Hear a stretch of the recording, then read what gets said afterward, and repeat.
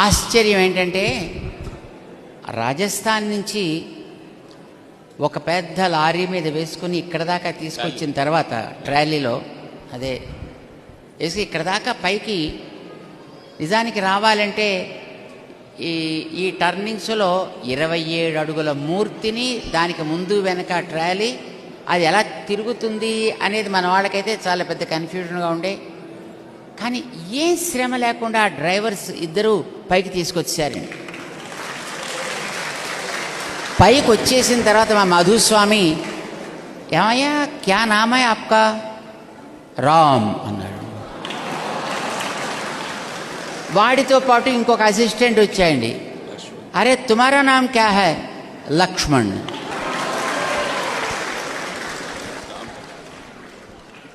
ఒకనాడు రామలక్ష్మణులు ఇద్దరినీ ఆంజనేయ స్వామి తీసుకెళ్ళాడు సుగ్రీవుడి దగ్గరికి.